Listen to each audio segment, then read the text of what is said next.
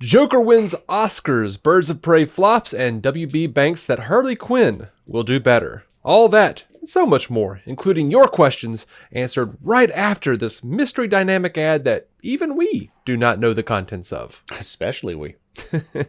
At the Norm Reeves Superstores, we're thankful for you. Right now is the best time to get the super experience you deserve. Shop super prices on a super selection of vehicles at 11 convenient locations. From West Covina to the Cerritos Auto Square, Huntington Beach to the Irvine Auto Center, Vista and San Diego. You're never far from a Norm Reeves Superstore. Shop America's most popular brands: Ford, Lincoln, Hyundai, Genesis, Volkswagen, Toyota, and Honda. This holiday season, we have all your favorite new models in stock. Looking to trade? We want to buy your vehicle. Any make, any model, any year. Plus, enjoy total peace of mind with your purchase thanks to our exclusive price protection guarantee. If you can find the same new vehicle for less within 5 days, Norm Reeves will pay you the difference or buy your vehicle back. It's that simple. Take a test drive today at the Norm Reeves Superstore location closest to you, like the #1 Honda store in the world in the Cerritos Auto Square. Or shop online anytime at normreeves.com. As per Global Honda New Vehicle Sales 2022. You'll save more at Norm Reeves Superstore.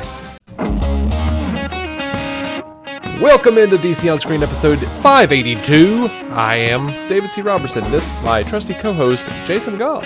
No. We are DC On Screen, where we discuss the DC Comics multiverse on film and television, give honest opinions on projects upcoming and past, and believe that every version of a property is valid, even if we don't want it to be.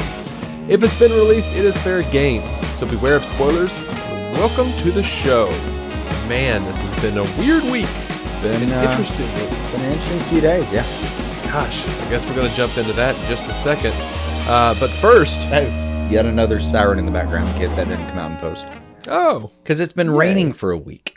Mm-hmm. And people don't remember how to drive. I'm okay with it, man. It's some of the best sleep I've had in a while. I'm good. I like that part of it. Yeah. And the leak that I've been fighting for the better part of a year, I think I finally got that fucker under control. So I've been kind of gloating about like, yeah, bring it. Come what may, Ray. Come what may. And I rent, so, you know. One of my favorite stand-up jokes is from Mitch Hedberg when he talks about how he lives in an apartment. Mm-hmm. So they should have just like a renter's depot instead of a Home Depot where it's just a bunch of people standing around going, I don't do shit. That's a good one. Oh, somebody told me a really bad joke earlier. It sounded like Mitch Hedberg. I just wanted to see if you remember this one because it really sounded like his style. Okay. Let me make sure I remember this. Okay. I went to a zoo the other day. It only had one animal. It was a Shih Tzu. That's pretty good, but I don't think it's his. It feels like his though. It does feel like, yeah. Like if I turned on the stoner real hard and had a few drinks, I think I could maybe channel it. Yeah. But it would go right into his arsenal seamlessly. And that joke, when somebody told me at work today, made me laugh way harder than I'm proud of. I was so proud of it. It's got great word economy. Mm-hmm. Anyway.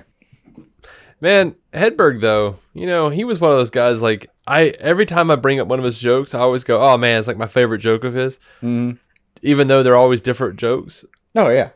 He's just, oh, man. He was just solid altogether. Even on his second album, he's like, hey, I had this joke on my first album, but I added a line to it, so I can't rob you of this one. One of the only comedians ever who would just be like, I added a tag to a line. Bear with me. It'll be worth it. And then after he says it, he goes, that was the extra line. Anyway. That was the extra line. Yeah, he had a way of, I don't know. He had a dialect about him. God bless. Beautiful soul. All right. So, firstly, I guess it was the secondly now. Huge thank you to all of our patrons who keep this show going with your hard-earned money. Mm-hmm. That's actually not a prerequisite, though. That'd be hard-earned? We don't just accept hard-earned money. No. We also accept filthy lucre. Mm-hmm. Lottery money. Yeah. Any kind, really. Absolutely. Ill-begotten gains. Don't tell us which Trust one fund. it is. I don't want to know. I don't need that ethical dilemma in my life. Yeah, I mean, I just need to be like, I bet they worked hard for this. Sweat of their brow. I think unless you're like killing transients for body donation funds or something, I'm okay. Yeah, you do you. And I mean, I'm okay with even that. Our desperation does not yet exceed that mark. Go for it. Yeah. I think really realistically, one of our patrons could probably come to us and just be like, so to get this money, I killed the poor. Oh, Well, how many? Just 3 poor. Oh, well, that seems acceptable. well, my boss told me to put it into the computer. So this is becoming a reference to a Mitchell and Webb look sketch. No, yeah, I could see me at least sitting in the corner with my instinct, just narrowed eyes, being like, were they at least unhappy, poor? Oh, they were so unhappy. Okay, that helps a little. Okay, gave him peace. Fly, birdie, fly. If you guys haven't seen Kill the Poor, by the way, the Mitchell and Webb look sketch, you should So absolutely fucking go to Netflix, type that in. Like, just put it to the computer. Just see if killing the poor would help. It's such a good bit. What was it? It was like, Jesus, Anne, we we found out that childhood brothels would help, but we didn't do that, did we? Well, that's the big turn in the bit is it's the one guy somewhat apologetically being like, well, I'm just saying we try it. Just put it in the computers. And the other person saying, eventually the twist is, well, we tried this other thing that we put in the computers and it didn't help at all. And the guy gets indignant and I was like, I didn't say do it. I just said put it in the computer. Like, So you're saying that if it you're would saying help, if it did help, you'd kill all the poor. You know, fucking terrible British right now. now even I'm offended now. Yeah. Yeah, it's good stuff. Good bit. All right. So now that we've squandered 7 minutes of these poor people's lives, Welcome. we do have a new patron this week. Thank you and welcome to J. Scotty St. Clair. Dude's a long time listener. He's been supporting the show in spirit for many a year, almost since the beginning, as far as I could tell. That's my recollection. Yeah. Thank you, kind sir, for everything, the least of which is your very fine cash, which we now accept. Welcome one more time. Thank you. One more A time. redundant welcome. Huh? Yeah. Time for some What? news. Yes, news. We're doing news now. All right, so I know we said we were going to push this back from here on, but you know what? It just kind of works to do it this way. This week, Joker, man. First off, the Oscars were last night. We don't give too much of a damn about the Oscars, honestly. I think we But- joked about this actually, that it's like, well, I don't care unless he wins. Yeah, exactly. Well, the first thing that got my attention Uh-huh. was all the news articles talking about how they credited, like, look, Joker was nominated for Best Adapted Screenplay, and it didn't win, but it was credited as being based on characters by Bob Kane, Bill Finger, and Jerry Robinson, and that's amazing. That's excellent. Good job, Oscars. Great research there. Yeah. It did win for Best Original Score. And I did see the adapted thing, and the question I had was like, well, from what? I thought an adaptation, and this just may be a gross misunderstanding on my part. I thought an adaptation had to be like a specific piece of literature of some kind. well, you would think, but yeah, I mean, a lot of people say that online and stuff, but I mean, I don't know the rules, and I feel like they're pretty fluid. What do you say for comics, man? I mean, Well, all this yeah, shit's but adapted. Even then, like if you said it was like from Azzarello's The Joker or something. It was like that's the main. If there was like a primary source even or something. Well, I think it just the fact that there is source material. Period. I'm gathering, and this is me learning as the day went on because I saw the same thing. Yeah, I gathered that the line's a lot more blurred than I thought it was. Mm-hmm. I don't really care. I'm just kind of learning. Just okay. That's a new thing. Cool. Gotcha. So, yeah, Joker. Joaquin Phoenix won. I'm just calling him Joker now. No, that's he how won well he for did. yeah. He won for Best Actor for Joker, and Heath Ledger won the same thing. Mm-hmm. And in fact, someone pointed out that every live action movie with Joker gets an Oscar. That's pretty good. And not to take away from any of the other ones because I've loved several Jokers in my life. But yeah, these two are pretty standout. Yes. I mean, Now- Ledger's just it. I mean, it went beyond the pale, right? I mean, it was a whole new thing, and then this did the same thing, but it had the whole filmmaking aspect behind it. Yeah. I mean, yeah. That sort of insinuates that Nolan didn't have any filmmaking behind his. No, it was just that this film was not genred like the other ones were. I feel you. I had an idea of what you meant. Yeah. Just wanted you to clarify it for the nitpickers and That's fair. hate mongers. I'll be as clear as need be. I'm not a Nolan fan, so I don't give a shit. I mean, yeah, I feel you a little bit. Now He's one of those where like he's capable of great things, and when he's great, it's great. Yeah. But overall, I'd rather not. Now, overall, though, I don't know if it's because I don't like Nolan or if it's because I don't like Goyer. I mean, because It's been hard to extrapolate. Yeah, I've seen that Nolan had Goyer involved. You know. Yeah, I know. It's hard to say. But then Gotham and Constantine both came out of Goyer as well, and Did Gotham? I didn't think Gotham did. I think he was involved in the initial part of Gotham. I think he was involved in like the No, the I'm pretty sure. No, I don't think so. I think it was Constantine and Krypton, actually. I know Krypton. You're right. Gotham was Bruno Heller from the start. I know it was Bruno Heller, but I thought he was involved. Yeah. Yeah, I don't know. It's been a few I don't years. think so. But anyway, so Phoenix's win signifies that now that there is 2 characters ever to earn 2 different performers acting Oscars. Like, that's what Joker is now. Wait, I'm gonna re-say that. sounded awkward. Let me try to I know. rephrase. So, is this the only time that 2 actors have ever gotten an Oscar for portraying the same role separately? Yes, that. That is what I want to say. It's one of the only times. Marlon Brando had won Best Actor Oscar for Don Vito Corleone in The Godfather. Mm-hmm. And then Robert De Niro won Best Supporting Actor in 1974 for playing a younger version of him in Godfather Part 2. Okay, cool. So, Gotcha. yeah. Not unprecedented. Now, I really liked Joaquin Phoenix's acceptance speech, or a part of it, because like the second half of it, I'm happy for you vegans out there and everything, but it just wasn't my jam. He just kind of got off on a weird tangent. But I read that part. It wasn't that far-fetched from what he was talking about in general. no, but it was just not conducive to what I want to talk about. So Yeah, I get that. but the part that I really liked, he says, "I've been a scoundrel in my life. I've been cruel at times, hard to work with. Many of you in this room have given me a second chance. That's when we're at our best, when we support each other, not when we cancel each other out for past mistakes, but when we help each other grow, when we educate each other, when we guide each other towards redemption." I liked that. That was nice. I forget, he quoted one of Rivers' lyrics. I can't remember what it was, but I remember liking it. Yeah, I didn't put that down either. You saw it, though? It was nice. I saw it. Something, it was after the milk portion. It was after the cow's milk and all of that stuff. I was like, oh, well, what is happening?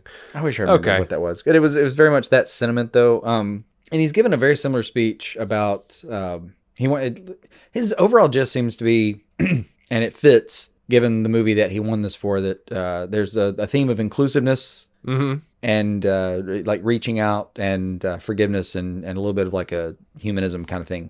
Yeah. With all the speeches that I've read of all of his acceptances, which by the way at this point are like 5. Like what are we talking about? SAG, BAFTA, Golden Globe. I don't even know, man. I have no idea. Emmy and Oscar, I think. I mean, it's been a sweep of people that have given him an award for this. Oh, absolutely. But yeah, he's been kind of touching the same places a little bit in all of his speeches, and it's clear what he's aiming at. And it's a good sentiment. I like it. Hey, he's speechifying for mankind and for animal kind, and seems to be a generally pretty okay human being, if you ask me. But I like steak. I'm sorry. Yeah, I mean, and people will feel call bad him about it. People will call him what they want to call him for saying things, but yeah, it seems like in general the tone was we need to do better by each other, and that seems like a fine sentiment. So call it what you want if you want to, but fuck it, that sounds good to me. Yeah, I mean, I'm not mad at him for standing up for what he believes in. No, fuck it, do it. I'll probably stop this podcast tonight and go eat steak. Like I really do. I have meat in the fridge right now. I'm going to eat. I happen to have a sweet potato bisque ahead of me this evening, but it has nothing to do with that speech. That's just what was on the agenda for the night. I have steak. I on happily a ate bed a of burger cheese, earlier. and it's covered in bacon. Yeah. Yeah, I get it. I'm doing the best version of keto I can. Y'all can kiss my ass. Yeah. I mean, you're living that restricted life, and well, not trying to be sad about it. I like it. Yeah. All right. So just one thing that cracks me up. I don't have much to say about it except this. It does make me laugh every time I hear about it.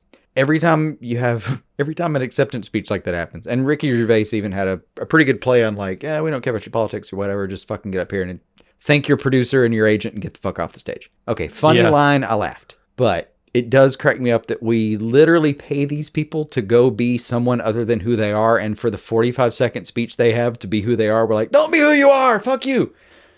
Yeah. That part cracks me up. The hypocrisy there is, to me, pretty tangible.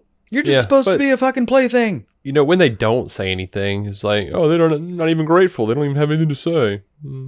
It's a no-win scenario in a lot of ways, man. Oh, no. And would it be televisable in any capacity if everyone literally did what would be like the pared down, as he referred to, the cancel culture version of everything? If you just went down, if you just said, okay, fuck it, I'm going to try to please everybody.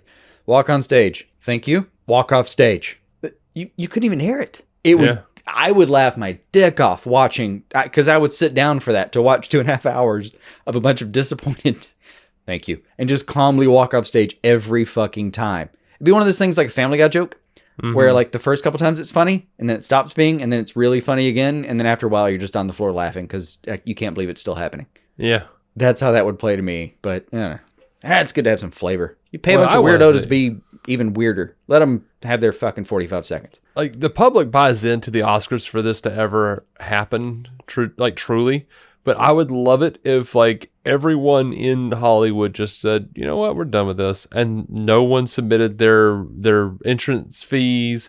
No one campaigned to be nominated. Screeners out to nothing private happened. Group, nothing. Like, everyone just took a massive shit on the Academy. Oh, it's going to be the streaming universe that does that eventually. Because they've been knocking politely on the door for a minute. And there's a moment, I think, not too far in the future where the Netflixes and even the Hulus and the Amazon Primes of the world just say, go fuck yourself. I don't care about your fucking awards. Oh, no. The Oscars get progressively lower ratings every year. I think they're going to acquiesce. I hear people constantly talk about like, well, they just use their platform. Like, what fucking platform? That thing's been whittling down. It's not even a platform. It's a plank now. It's like, they're just... you were what's her name at the end of Titanic grasping to a piece of wood, and there is no room for Jack. I'm sorry how much you argued about that in a forum. It is a plank that sits atop 2 cinder blocks. You can see like the top 16th of the S that once stood on the soapbox. Yeah. And like, imagine the Brooklyn Bridge. Mm-hmm. And then imagine when you were a kid and you needed, talking like 5 years old, and you needed to get across a small creek, and you probably could have just jumped, but you thought you were real clever and you grabbed a log and you pushed it over it anyway, and you walked across that and you thought, I'm a genius. That's the ratings now. Mm-hmm. That's the difference. It's what it's a whatever kind of thing. Happy for him that he won, but yeah, we said before, fuck it, who cares? Yeah. Now, because the segue no longer works after our lengthy discussion. You know what? Do it anyway. Fuck it. I'm going to go and say, remember how when Joaquin Phoenix says we should help each other grow? Speaking of helping each other grow. Oh, I feel like I know where this is going.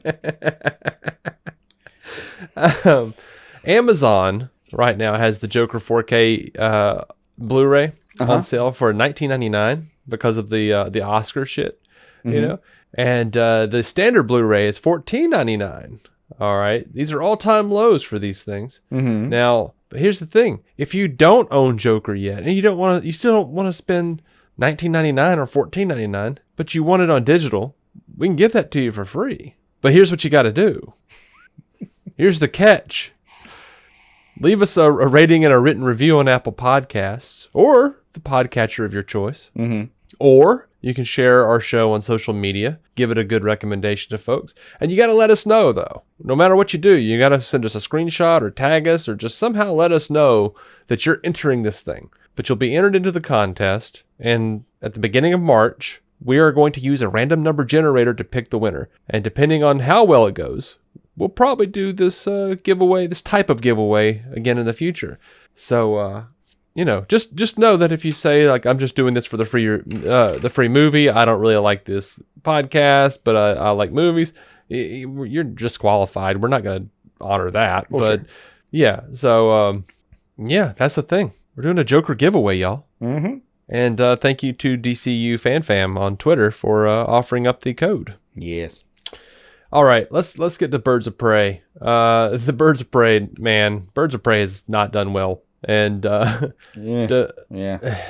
domestically, it's at about 33 million. 33 million, 10,000. Internationally, 46.5. Mm-hmm. So worldwide, 79.5. And the tracking estimates were 55 million, and WB conservatively estimated 45 million. So You're talking for conservative opening estimate? weekend. Yeah. So it didn't even do the conservative WB estimate. It is the lowest start since Jonah Hex at 10.9 million. Lower than the 53 million Green Lantern pulled in. You talking about domestic? Yeah. Yeah, I don't care about that. Well, it's not doing well international either, man. No, I mean, if it got to, what'd you say the opening, I didn't look it up. I should have looked it up real quick. What were the opening numbers for international? Because that's really the only thing that matters to me. 46.5. That's not nearly as bad as it sounds. It's pretty bad. I mean, it's definitely not what they were hoping and definitely not what they were projecting, but not nearly as bad as it sounds. I was curious because to me, the closest comparable is Shazam. That opened 53.5 million first weekend. Yeah. But, well, was that domestic or was that international? That was all together. Oh, okay. Yeah, that's pretty bad. Yeah, for a movie that still made, hold on. I really got to update my sheet. Well, here's the other thing. All right, I'm looking at the numbers, the website I use to do everything box office wise. Yeah. Domestic box office, it's showing 33 million. International is showing 48. Worldwide box office is showing 81 for a budget of 82. Well, a lot of sources closer to WB are saying that the budget was closer to 100 million. So looking at 85 to 95 million on the budget, a lot of these tracking sites and people close to the film are saying it needs to hit somewhere around 250 million to break even. That's internationally. So yeah, I mean, Box Office Mojo is saying, the numbers I stated, 79.5 for worldwide, 46.5 for international. Let's see. I'd like to see opening weekend. Okay. And like the numbers that I wrote down for this episode were higher earlier this morning, were probably, 500,000 higher in some cases. And then when I checked it again, it had gone down. Like they had adjusted down. Yeah, it could have. I'm not trying to be apologetic here about anything. I'm just saying that I don't think those numbers are as crushing as some of the press would lead you to believe. Yeah, it needs to have legs. And it needs to have, let's say the worldwide box office is right and it's 81 and it needs to get to 250. Well, that's still 4X. They still need to do this 4 weekends in a row. Yeah. And even, given that that's going to not, it's not a plateau, it's going to be a fall. So let's extrapolate that to 8. Let's say it needs to do this for 2 months in a row. That would still make a $250 million film. Well, one of the good things is they don't really have much competition for the rest of February. I mean, they're going to have to beat Sonic. Yeah. Sounds doable, because that's just entirely not the same kind of person. Yeah. So Variety was talking to Jeff Bach, an exhibitor relations box office analyst, and he kind of broke down what he thought was the misfire. He said that Birds of Prey is a niche comic book movie, and the first big problem is they named it Birds of Prey and not Harley Quinn. Yeah, he says the first mistake is not focusing on her. She has an IP, so Warner Brothers not naming it Harley Quinn was a huge misfire. And I agree with him. I can't agree with you. Well, Warner Brothers does, because they have now officially renamed the movie Harley Quinn, Birds of Prey. Is that official? I saw some rumor of it. That is official. Go to Fandango, that is the name of the movie now. Wow, that's sad. This is Edge of Tomorrow, Live, Die, Repeat. I'm curious. Let's see. Birds of Prey. I saw a rumor earlier today. I've been seeing screenshots on Twitter since we started of people taking pictures of their different apps and stuff and sites. It does. It says Harley Quinn, Birds of Prey. I think it's absolutely fair. Not one person knows what Birds of Prey is. Every person I've said, "Hey, I went to see Birds of Prey last night," they're like, "What is that?" No, here's the sad part. You know what I've heard all day, all week. And I didn't want it to be like this, but I do work in a pretty specific kind of industry. And I would love it to be another story, but for me, it really has been a matter of like, I don't know how many people have gone to and said, look, I just saw Birds of Prey. It was great. Mm-hmm. And I've had people just kind of, just give me that. Yeah. Like, just straight up give me that. And I've had a couple conversations about it, and it really was like, fucking girl power bullshit. Yeah. There's a huge chunk of people that think this is girl power bullshit and are never going to see this fucking film. The same way they got mad at Brie Larson for saying some absolutely, to me, justifiable fucking ridiculous thing. like a side comment that could have been taken, I guess, as a certain way, but really wasn't. Yeah. But the same way that people got mad at Brie Larson, I don't see. That's the other thing I don't understand is like, I know it's opening figures, but the opening figures for Captain Marvel were fantastic. So hard to say it's the same thing. I'm feeling, to me, when I'm having conversations in my real life right now, I'm seeing the same sentiment both ways. Yeah. Oh yeah. And DC in my life also has a smaller proportion of people that are following it because it's not the big thing. Yes. And look, man, I mean, I work in an industry with a lot of angry white male conservatives too. One guy we live in Birmingham, Alabama. We're going to run into these people on a daily. You cannot pocket yourself enough to not run into these people, nor should you. One guy, he was excited to hear that I did a podcast about DC. And then I told him I saw Birds of Prey. And he was like, what is that? And I reminded him of what it was. He was like, oh, yeah. Now, this dude is like probably 400 pounds. Like, just big dude. Grossly obese. Yeah. Morbidly. His statement was, oh, yeah, I saw a trailer for that. Margot Robbie looks fat now. Christ. Oh, God. I was like, what? And he was like, yeah, I don't know, man. Looks like she had a chin. I ain't going to see that. Oh, Christ. He didn't even care, and he's usually the conservative, rhetoric guy who's just flat out like, alt-right blathering, but oh my God. Dude, he didn't even have anything to say about that. She might weigh like 105 pounds. I mean, she's absurdly fit. Yeah, I don't the kind of fit where you're like, that can only happen if your job is to be on screen. Mm-hmm. That's another kind of stupid altogether. Well, look, so Warner Brothers is obviously trying to fix the first thing that a lot of people are saying, and this is the only thing that they can really do at this point. But here's other problems. All right. Well, hold on. Just one more thing on that problem. Okay. What you got? Here's the fact that it was, and I enjoyed the shit out of this film, and part of that was because it was creator-controlled content. I got to see somebody's artistic vision, a few people's, and it was pretty fucking fantastic. Mm-hmm. It wasn't watered down, and WB didn't cut the legs out from under it, or mallet the knees out from under it. In this case, they let it be, they let it stand, they let it go. That's the kind of thing we should have had from the beginning. But that doesn't. We're not talking about the past as far as that goes. It's just that's an adjustment that I like. But I did see several people kind of say like, well, I mean, they didn't adjust in pre-production or in production or in post-production. Now that it's out, what are they going to do? And apparently this is what are they going to do? Yeah. Because they cannot help but meddle. It is not in them not to meddle. Like, I would like to see a world where you didn't rename it to see if that actually helped. I would love to see that A/B experiment type. Yeah. I would love to see that. That is a split test I would love to see. Come on, alternate universes. I know. But let's see that window. I don't think it'll help or hurt. I just think it shows weakness. And I say that knowing that they have improved. Like that previously their weaknesses were catching the almighty dollar for whatever it was worth and fuck the director. And now they finally got the director what they need, but now they're going to bow to the marketing people. Like, look, the fact is they were stupid for not calling it Harley Quinn in the first place. Yes, the birds of prey are prevalent in the movie, but Harley is narrating the damn film.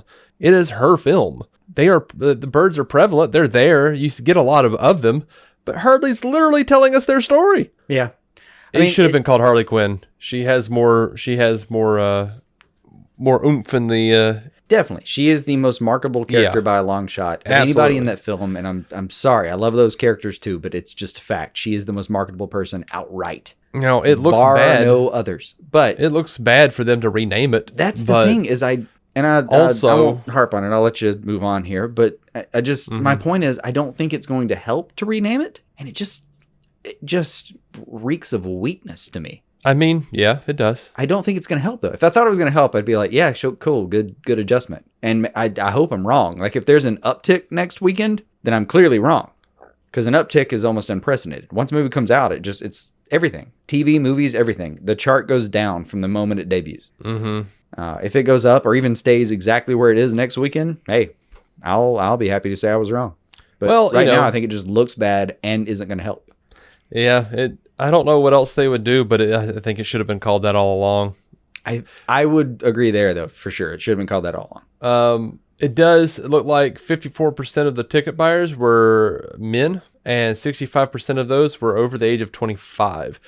Now, this is where the R rating is going to screw it up, because all the young girls who love Harley Quinn aren't going to be able to go see this thing. Yeah, and I've seen people fighting back against the idea that, well, it shouldn't matter that it was an R rating. I mean, yes, it shouldn't matter in the sense that we shouldn't be talking about it being a flop, which I'm not comfortable with that term. I don't like that term yet. It did more than 10 million less than they conservatively estimated, and that is not good. That is a flop. It's not good, according to Warner Brothers so far. No, if you enough that they changed the name of the movie. To me, if you at least make your entire budget back in the first weekend, which it looks like they've done, it's not at all what you wanted to do. I don't think that's what I saw. I think that's what I'm saying. Because even if you're right about it being 85, 90, or 100 million, it's still close. It's close. Like, we don't have a Hellboy on our hands here. That's a flop to me. No, like, yeah, we don't have a Hellboy. To me, flop is a very big term. And I may just be mincing words there, but still, that aside, like if you make it R, you are limiting your viewership. Mm-hmm. Now, most of the time, if something's R, you don't have to worry about that because you have enough numbers that it carries it, like Deadpool. Right. Was not necessarily hurt by this. And by the way, just because it's R, it's not like it's NC-17. You can still get in that theater as long as there's an adult with you. Yeah. And look, man, I thinking back on the movie, though, aside from F-bombs and a couple of specifically gratuitous shots, I didn't see a reason it should have been R-rated anyway. No. I genuinely think they could have got away with PG-13 outright. But, I think we talked about this, didn't we, on the review? Like, there was maybe one of the guys that worked at the theater asked us on the way out, because we were at the first showing, asked us, was like, well, is there anything sexual? And he said it in such a weird fucking accent. I don't know. I didn't even understand what he said the first couple times. The way I didn't hear an accent, he just seemed creepy. He was a bit off. He was like, if he didn't say this, but it felt like he was like, how much titties is in it? That's what it felt like to me. The way he was saying. I know. I couldn't tell if he was hoping for titties or if he like had 13-year-old girls and he didn't want to bring them to it because there might be too many titties and sexual stuff. He was like kind of hunkered over and whispering, had a weird tone to him that way, and I couldn't tell. Yeah. But if it's he was either a pervert or decrepit, I couldn't tell. If it was the one thing, and we told him, like, look, there's a lot of violence, like really good, really fun, but really, ultra violence. A lot of cursing, but honest to God, if you are the current owner, we'll call it for lack of a better term, of a 12-year-old. Mm-hmm. That's probably not a good way of saying that. I know it amuses me. Sorry. If you are currently in charge of a 12-year-old and you think that ultra violence or coarse language is something you should shield them from, I'm willing to promise you right now, you're wrong. I say that because whatever you think you're shielding them from, they've already seen. I would argue that, yeah. I guarantee it. I don't care what you think that they think that you think they don't think. They think it because somebody at their school or somebody when they went on a sleepover showed them that thing. It's already over. You've already lost the battle. Stay ahead of it. Stay on top of these things. Take them to Harley Quinn. Or Birds of Prey Harley Quinn or whatever it's called now. Mm-hmm. Take them to this movie. Explain to them. And look, man, what is good and bad. Experience things with them. Do not try to shield them. It will not help you. There is a lot of... You have lost the battle. Oh, and also, because it's been this way our entire lives, I'm done after this, I promise. Because we grew up with the internet becoming a thing in general. Here's another thing I promise you. Unless your job is software engineer, and even then maybe, if you think you have them locked down, you're wrong. You don't. Promise you. But whatever thing you think you have that's locked them down where they can't get to stuff on the internet, they found a way around it already. It's done. It's over. Took them a day, maybe a night, maybe less. 20 minutes. You have lost both those battles. Just take them to the rated R movie. Yeah, I'm pretty sure I agree with you. Like, I mean, if you're homeschooling your kid and you don't let them have access to, technology of any kind, this shouldn't even be an issue. Why would you take them to a movie anyway? It would have to be that level of supervision. Supervision to the level that it's not even supervision. It's just like penitentiary level institutionalization. Yeah, there's I was just talking about this earlier today. CBS All Access. All right. They produce Star Trek Discovery and Star Trek Picard. This is with Discovery is the first time any Star Trek property has used the F word. Yeah. And then that caused enough of a kerfuffle a couple years ago when it happened. And now on like the first episode of Picard or whatever it was, I think it was the first episode, Picard goes to Starfleet headquarters after, some as yet not completely disclosed backstory, something that he's done, and he asks to, be demoted to captain or something to go do a thing. And an admiral gasps and says, "The fucking gall," or whatever. And all over the internet, people are rioting because, oh no, I can't watch the sequel to The Next Generation with my kids because you guys have to put the F word in there. And then they want to start throwing in stuff like, they're more evolved in Star Trek. Why would they curse? They wouldn't curse. They have cursed in every iteration of Star Trek. From the original series, Bones saying damn, Kirk saying hell. Bones was GDing it up in Wrath of Khan, I mean, every movie. A completely tangential property, but Firefly.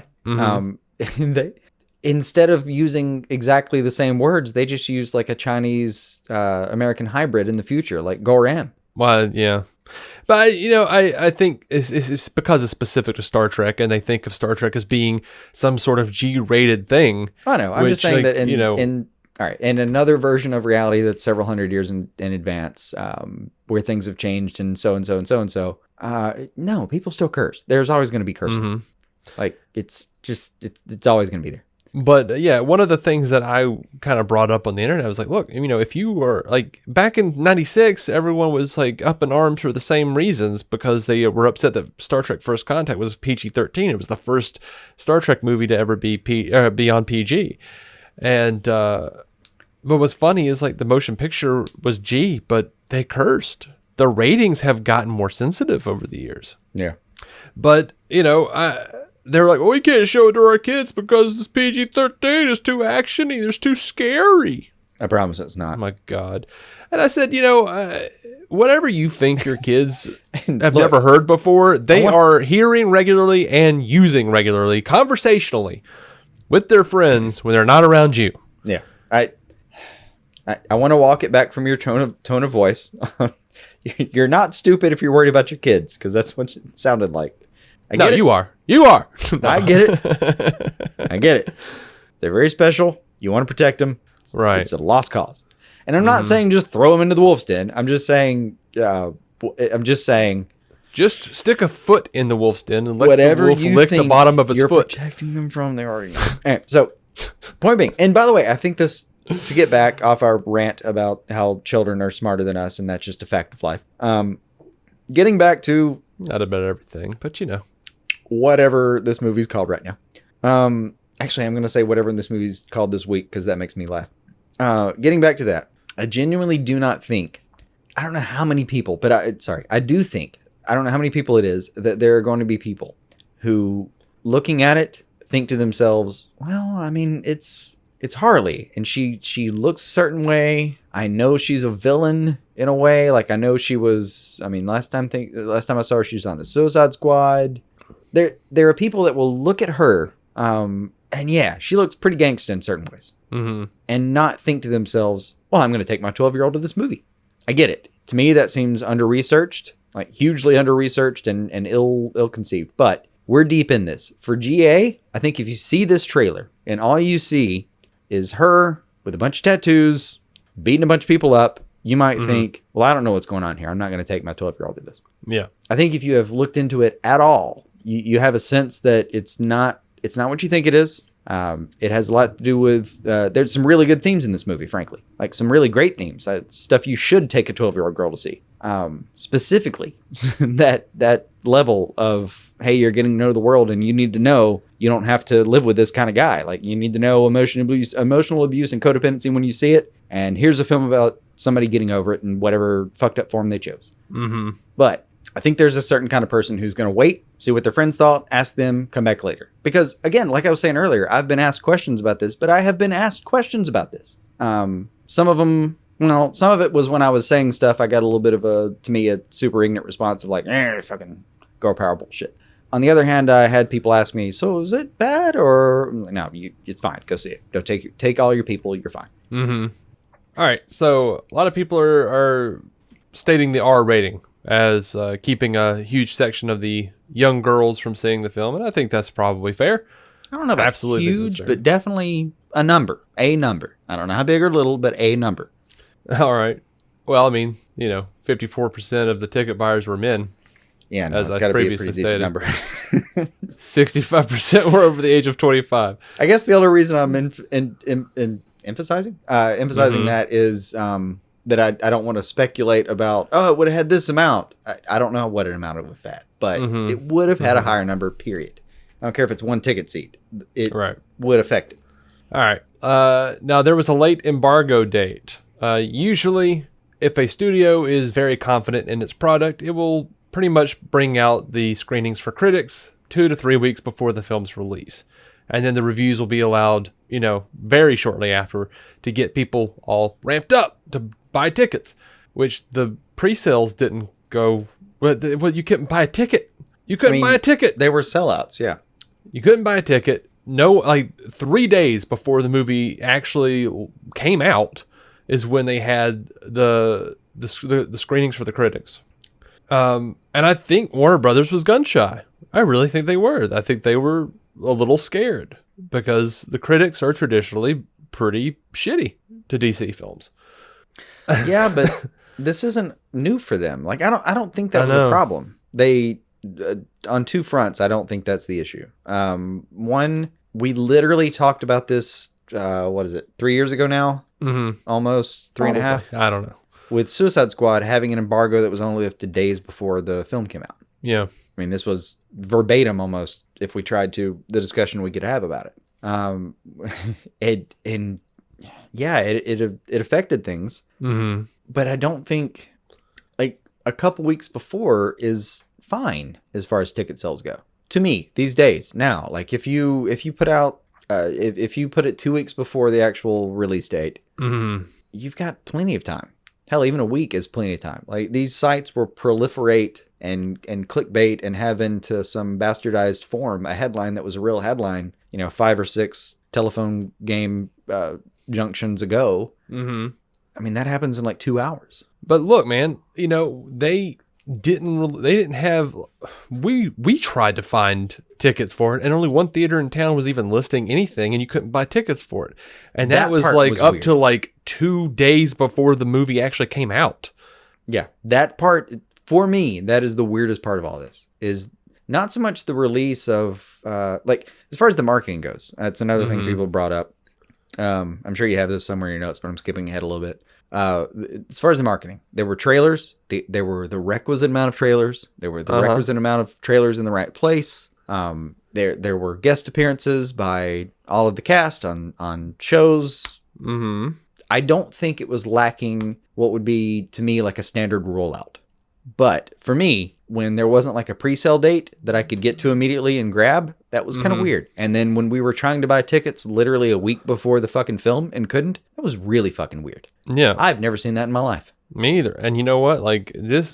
I completely understand. If we weren't us, and if we weren't doing this show, I would have probably just went, I guess they're not showing it anywhere here. And forgotten about it. I think it affected the weekend. I'm not sure how, and I'm not sure to what extent, because, I mean, there's a spectrum of people who go see something on the first weekend. There are people who have waited for this their entire lives, and they can't believe they're going to get to see it on screen, and they're just champing at the bit to find that ticket. And those people would have been annoyed as we were, but would have been determined. And, you know, we were probably sitting in the theater with a couple people like them. But, you know, the other end of the spectrum is people who saw one trailer, looked for a ticket real quick and went, that's fucked up, and fucking forgot about it and moved on with their lives. Planned something else for that evening. Absolutely. But honestly, like, I don't know where marketing screwed up exactly, but, and I do think that the Harley Quinn name is a huge deal, because people that I work with, people that I know who are like, hey, so what's the next big DC movie coming out? And I'm like, Birds of Prey is coming out like tomorrow, man. What are you talking about? They're like, what is that? They don't know what Birds of Prey is. I'm like, Harley Quinn, man. Harley Quinn and oh, shit. I didn't know about that. Like, people who loved Suicide Squad that I work with are like, oh, my God, I didn't know this was a real thing. I'm not going to be able to go this week. And then when I, you know, come back to work after seeing it, they're like, what was it? How was it? And I'm like, oh, it was great. Okay, good. I'll have to try to figure out a way to get that. I had no idea it was even coming out. No one knew it was coming out. Yeah. Oh, and something else that has to do with the marketing. This is Star Trek Beyond all over again. I didn't get to look at this, but I'm curious. I got a notification earlier from my Google Assistant of whatever fucking variation this is. Sent me a notification that just said, new trailer for you. And I thought, okay, well, what do you got? I'm kind of new to Google Assistant. We're getting to know each other. I scroll down a little bit. It says Birds of Prey. And I didn't have time. I've been busy at work. I have not had time to look at stuff if it happens to come on my phone. It just gets swept aside, and if I don't remember it later, I haven't had time. But that was one of those where a lot of bells went off in my head. Like, why is... Like, my phone knowing that I would watch this makes sense to me. My phone thinking that I haven't seen this trailer is just, you know, dumb phone. It's just dumb phone syndrome. Sending me the trailer. There being a new trailer to trigger a Google News alert to tell me that there is a new trailer a week after the fucking films come out, or several days after the films come out. Yeah. That was weird. That actually might be a Warner Brothers push to, like, make people remember it's happening. I think it was on two fronts. I think it was either a Warner Brothers push and a send it back out to the you know, the trailer house people for a redo, or they could have just aired the same damn trailer with a fucking different title. Yeah, because I haven't been able to look into any of that. I saw whispers of what you were saying earlier, and I haven't heard that it was real until you just told me a minute ago. Oh yeah, no, it's real. It is absolutely. It could be just them re-releasing the same trailer and giving it a push enough that it showed up on my assistant, which, by the way, is set to the minimal amount. Like, I basically have my Google Assistant set to only tell me something if it's life or death. And it still popped up on my notifications. Hey, new trailer for you. Which means it bypassed all of the previous restrictions. Well, I think something in my house is listening to me. I just went to YouTube to see if they've uploaded a new Birds of Prey trailer under the Harley Quinn Birds of Prey title, and the first thing up on my YouTube was Mitch Hedberg. I was like, I haven't even listened to any Mitch Hedberg in a long time. I just mentioned him earlier. This is scary. Yeah, so far it looks like they're still calling it Birds of Prey on YouTube as far as trailers are concerned. But yeah, but those are post-dated. You can't really change it once it's posted unless you go back and do it specifically. I mean, you can change the title of any video you have. Wait, you said Warner Brothers official trailer? Yeah. Well, see, that's so weird for marketing purposes. Like, I don't know. That would be. It feels like administratively, if you told me we're going to change the title of this film that came out several days ago, I would tell you to go fuck yourself, because I'm going to go climb off a high bridge before I do that. Because that sounds like a fucking nightmare. Yeah, I've seen a lot of people say it now, but the first thing I thought of was Edge of Tomorrow, which was a fantastic film. It really was. And You're ringing a bell, though. What happened there? I can't remember. Is Tom Cruise. I remember that part. He wakes up again after he dies every time. Yeah, and then they changed the title of it to Live, Die, Repeat. Oh. And I wasn't aware of this until I saw it on the shelves at Walmart, and I was like, oh, that's so lame. Someone already made like a stupid knockoff of Edge of Tomorrow. I thought, and then you saw it and we're like, nope, that's it now. Nope, that is Edge of Tomorrow. They just changed the name of it to, and then they did it again. They changed it to, Live, Die, Repeat, Edge of Tomorrow. Of course. Yeah, you got to tie it in. There's no SEO to like a DVD title. You gotta put it in there if you want it. Yeah, and I was just like, I actually kind of liked the original book title, All You Need Is Kill, but whatever. It's not bad.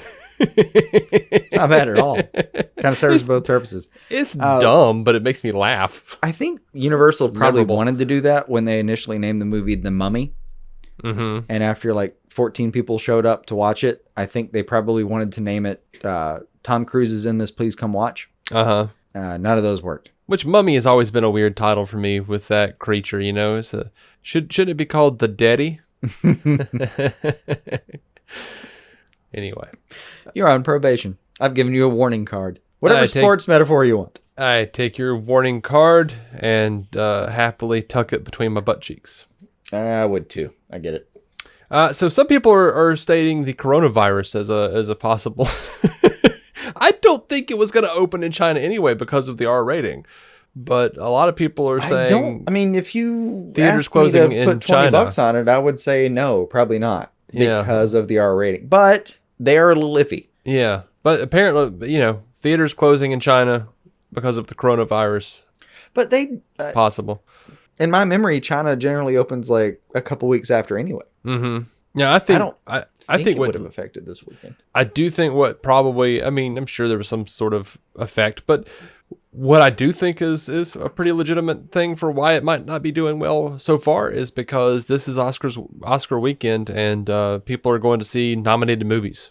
No, that's such a small subset. And also it doesn't fit with what we were saying earlier. Like, the ratings for the Oscars continually dwindle. Yes, but people are still people who don't even watch the Oscars go, oh, that's nominated? Maybe I should see that. It's nominated for an Oscar. You hear it in lines at the movie theater. People are like, oh, yeah, he was nominated for an Oscar for that. Who cares? I get it. It's still... so that's prevalent still right a now is what I'm marker, saying. But I don't That's think it's prevalent. going to pull away substantially from Dude, sales. Knives Out won't even leave theaters. Yeah, but It's been there for months. I get it. Yeah, I think that might have had something to do with it. I still partially want to see the majority. it, but I'm not saying it's the main reason. I'm just saying it's a lot of little. It's death by 1,000 cuts, man. yeah, possible. Like I said before about if it took one seat, then it is valid. Yeah, I'm sure it did take at least one seat. Mm-hmm. That being said, though, me and an old roommate, Rob of mine, his name was Rob. Yeah.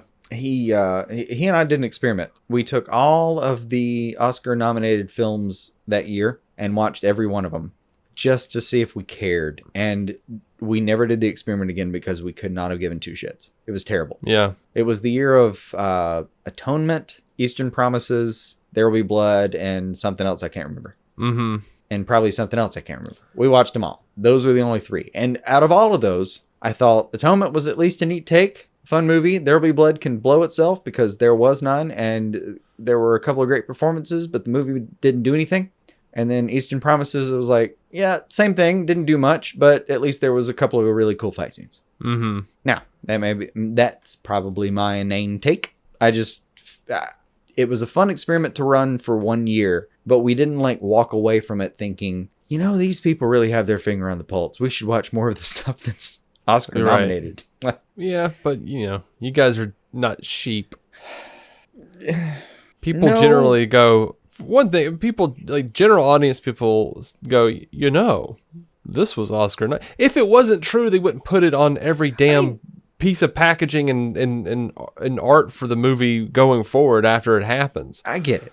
I'm not the kind of guy who's going to try to use the Oscar nominations as a way to start a conversation and pick up a girl at Starbucks. Mm-hmm. You know what I mean? You may have been more successful with the girl at Starbucks if you did. It's possible. But yeah. They have numbers backing their data. To your You just point. have angry opinion. That's all. It wasn't even anger. It was just active disinterest in that particular. Except for There Will Be Blood. That movie actually angered me. But Every time you mention it, I want to watch it even more. yeah, I know. I remember walking away thinking I feel like I've seen nearly 200 minutes of something very compelling and nothing happened. That sounds like a Paul Thomas Anderson movie, and I love that guy. So, Like the whole time, I was like, and next. And then a minute later, and next. And that went on for 90 plus minutes. And then the film ended. I went, oh no. one day I'll have time to watch it. You're not going to be, what's the main guy's name? It's one of those three names. It's method Daniel actor. Day-Lewis. Thank you. He does a phenomenal job. He always does a phenomenal job. He did a phenomenal job in the movie. And there's the guy who played the preacher. I can't remember his name either. Okay. There's specifically the name where he's the preacher in like this 12-person church in the middle of a prairie, like a Texas prairie that's an oil field, where he just lights up the fucking screen. And anytime those two are together, it's great. Anytime anything else is happening, I don't even remember what happened. Right. Sorry, I'm done now. Side. I need to see this movie, and we need to talk about it on Patreon. Is what needs to happen. I'm gonna. All right. So what's just happened is I took out a shovel. It's been raining a lot recently, so it didn't take me long. Right. I took out some ground and I buried the soapbox and I put it in the ground, and we'll uncover that shallow grave next time it needs to happen. All right, we'll get to digging because DCU FanFam over on Twitter asks us, do you think WB will learn from lessons of years past and not overreact to Birds of Prey box office and sheep trashing them? Clearly not. I don't They've think already this is changed the name. I don't think this is an overreaction, though. I think it's a good call. I think it's the only way to save it at this point. I don't think there's. People do not know what Birds of Prey means. They don't. I know. They know what Harley Quinn is. The starting numbers. Even if it's just, on. I agree. The starting numbers are the high point. You're not going to beat those numbers like next weekend. It's almost unprecedented. I actually don't know any example that's ever done it. It may be out there, but I've never seen it. So yeah, if this is your starting number and you don't make any adjustments, what do you have to lose by changing the name? I get that. I'm kind of walking myself back a little bit on the like, you know what? Fuck it. Why not? Change the name. Go for it. Yeah. At least what's on screen, what is visually represented. And I have. You know what? Fuck it. Fuck me earlier. I've completely talked myself into this. Look, man. Yeah, we it's not an issue of bad reviews because it's pretty well regarded on all the sites that I've seen. Anyone who's actually seen it enjoyed it. Audience reviews are high. Like, word of mouth is phenomenal.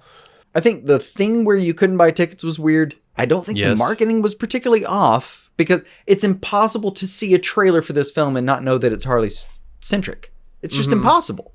But if the problem is people aren't even clicking on Birds of Prey because they don't know what the hell that means. It's possible. That part is possible. And sure. the title is so long. Harley Quinn is at the very end of that title. You're not even going to get to it. I get it. It cuts off and everything. I'm fully on board the fuck me 40 minutes ago train right now. I'm conducting the train of I was wrong. We're going to do this. So yeah, I get it. That makes sense. I've talked myself into it. You know what? Why not?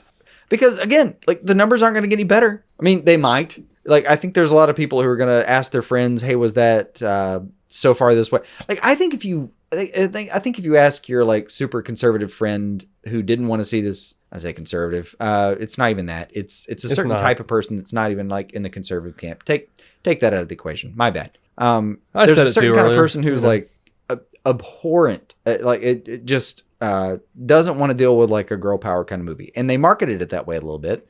So there's a certain person who's turned off by that outright. Okay, take that person. I think if you have two of those people and one of them goes to see this movie, I think the other one comes back and or the other one asks that one person about that a week later, and I think that one person says like, "Yeah, I mean, it's an action movie. Don't worry about it." I think if you actually go see it, it doesn't come across that way. Mm-hmm. If that's a thing you're worried about.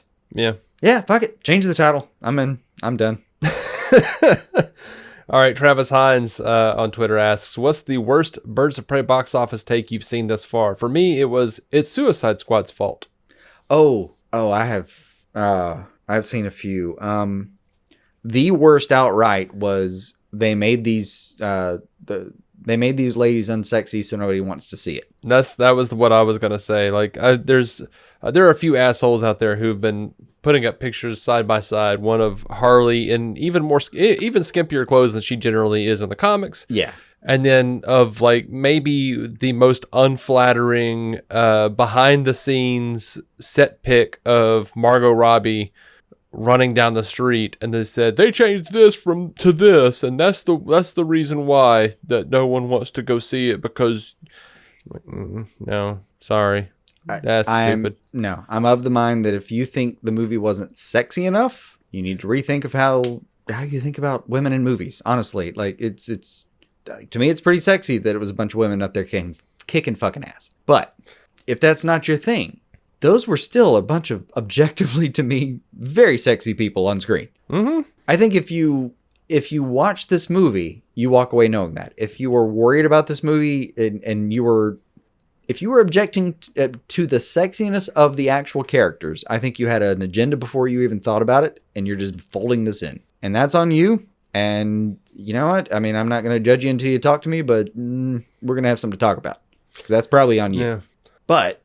Or maybe the worst take I've seen is from the guy at work who was like, I don't want to see it because Margot Robbie looks fat. See, I think that folds into that. Well, not even. I don't even think it folds in. Like, I think that's the kind of guy who might go that way if he had enough effort. But I think that guy doesn't even have enough effort to do that. Just like for half a second on a screenshot, probably somewhere on one of those little pockets of the internet who thinks that way. Saw some unglamorous screenshot of Harley and went, yeah, not for me. Yeah, like, I'm sorry you can't get a boner. It's a movie. You're just going to go watch a movie now. And I promise you, if it wasn't called Birds of Prey, or even if it was, and it was Hawkman, fucking Hawk and Dove's Hawk, and some other bird character, what's that dude from the American whatever's? I don't know. American Gladiators? No, it's part of the Uncle Sam's crew. Oh, the All-Star Squadron. Yeah, the All-Star Squadron. Who's that dude? Just trying to pick another male bird character from the DC canon. I can't remember his name. I can't either now. But you know who I'm talking about. You know that guy's out there. Yep. So imagine it was those three, and those were exactly the same characters. Right. Take away a little bit of the Joker background. We could just do Hawk and Dove. Even that. But if this was three dudes, one of whom had gone through a bad breakup where he was codependent, and they had to face a bad guy and team up for a second, it would make no fucking difference for the film. You would just replace the pronouns and change the character titles. The film goes the same. Yeah. That hot take can go fuck itself. All right. Wait, I had one more. What was the question? I'll do this one quickly. What's the worst Birds of Prey box office take you've seen thus far? Oh, okay. I can't remember it. I'm sorry. I thought that was the question. If I don't remember it, it's not worth remembering. Fuck it. Fair enough. The Jokes on Stu asks, how does one reconcile loving Birds of Prey with also being a Joker-loving incel? Asking for a friend. In my experience, I've known a lot of very nice, lady loving, gentle incels. I've known a lot of involuntarily celibate people who weren't these angry people who hate women for some reason. Not all of them are hate mongers. It is not necessary in the term. No. All right. Well, you know how like how Warner Brothers puts out these slates that says unnamed DC project. Mm-hmm. I think I'm going to start referring to this movie as renamed DC project. I was thinking that given the precedent that's been set now, we can just name them all that until about 3 weeks after they've aired. Right.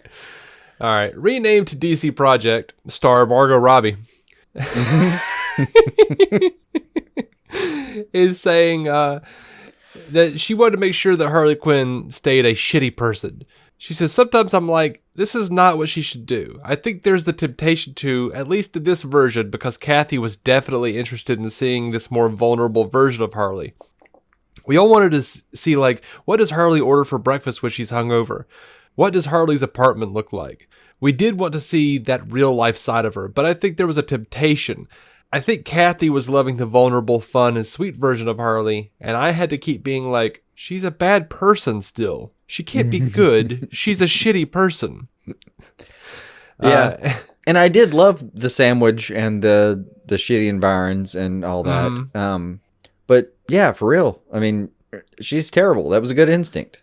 I love that she sold the kid out. I love that she sold the kid out. Yeah. And even that line where she's still kind of like half comatose. I guess I'm just a terrible person. Like, it's kind of even one of the weaker lines to me, but it still was the right sentiment at the moment. Mm-hmm.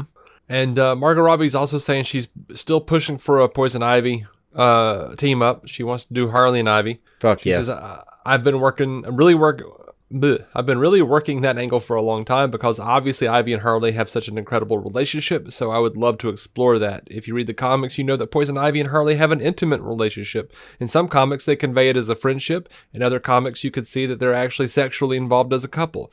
I would love to have Poison Ivy thrown into the universe because the Harley and Poison Ivy relationship is one of my favorite aspects of the comics, so I'm looking to explore that on screen. Yeah, I'm on board. Hard. Me too. Sounds great. And I mean, I've seen it in DC Universe right now with the Harley animated series, and it's fantastic. Yep. And That is, even if you don't like this series, I'll bet that's one of the things you like about this series so far. yeah, and renamed DC Project director Cathy Yan also wants a Harley and Ivy movie. Mm-hmm. Or at least at the very least wants to see that relationship play out on screen. She said she told The Wrap that. So she says, I think people aren't ready to let go of Harley Quinn quite yet, and Margot, I don't think she's ready to let go of Harley Quinn either. So hopefully, and I don't think they are. I just think it has to be marketed correctly and put out at the right time of year, and I'm not sure it was this time. But we'll see what happens. Hopefully, good word of mouth and a change in title will do it. And the Birds of Prey cast, Smollett Bell and Rosie Perez, they said they wanted Oracle and Poison Ivy in the next one, so I would love to see it. Yeah, Smollett Bell even mentioned Lady Shiva. I'm not opposed to any of these things, mostly because I've enjoyed what I've seen in this universe and wouldn't mind any more of any of it. Yeah. And now, to me, I know this is not like a zero-sum game where you have limited resources. If they want to make it, they can just make it. I know. But you know what? Someone asked them about it, and I love the idea of a Wonder Woman Birds of Prey crossover. Oh, hell yeah. Everyone seems down. I'm like, yeah, shit should have been Wonder Woman and the Birds of Prey, right? Do Gotham City Sirens and Wonder Woman and the Birds of Prey in the same year. Those are two separate movies. How about? I love this movie though, so Yeah. And now I really feel like this one, and I find myself unapologetically liking this movie. I now feel panic because I want to go to Walmart and see if I can find a poster and get the posters that say Birds of Prey and the Fantabulous Emancipation of one Harley Quinn before all the posters say Harley Quinn Birds of Prey. Yeah. Yeah, that's fair. If it takes off afterwards, that will be vintage. Yeah. That'll be one of those things 35 years from now. Like, they renamed it in the first week, right? Yeah. Actually, you know what the trivia will be? It will say that which DC film was renamed twice during production and even after. And it will be this movie because it was originally named Birds of Prey. And then after that first push, it was called Birds of Prey. Yada yada. Ridiculously long title, Harley Quinn. Anyway. And then now it's being reversed almost. Mm-hmm. It has been named 3 things at this point, is it not? I don't know that it was ever officially just named Birds of Prey, actually. I'm quite sure it was. I think it was just... Perfectly willing to be wrong, but quite sure it was. I don't think it was officially named just Birds of Prey, but... No, I literally said in pre-production. Yeah. Anyway, over to the Batman. We're going to move on to the Batman for a second. Sounds good. Peter Sarsgaard's role has officially been revealed. He is going to be Gotham City District Attorney Gil Coulson. I gotta look up what Skarsgård that is real quick. No, it's Sarsgaard. We've been through this. Sarsgaard. This is the guy. I know. This is he's not a Skarsgård. He's a Sarsgaard, and he was a Sarsgaard, not a Skarsgård. Sure, yeah. Right. He was the villain in Green Lantern. And yeah, that character isn't in existence in the DC Comics universe. So nope. And okay, a lot of people think that he's really playing Harvey Dent, but this is all a ruse. And Jamie Lawson, the girl that everyone thought, oh, she's playing Batgirl. Well, her role has been revealed to be mayoral candidate Bella Real, another whole cloth character as far as I could tell. Yeah, that's not ringing any bells. Yeah. Now, Batman composer Michael Giacchino, and also composer of all the other things,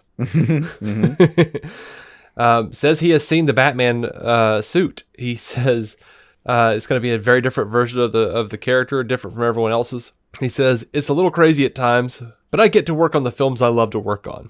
I love those big sort of event films. Star Trek, Star Wars, all the Marvel stuff. I love all of those. It's really fun to be a part of those because that's what I loved as a kid. And now to look back and see all those things, every one of those movies is something that I either had a comic book of or watched the movies as a kid. And it's just so weird to be a part of it. And now he's in the middle of beginning some stuff for Batman. He says, that is a really fun a really fun thing to be a part of because, again, I loved Batman, as we all do.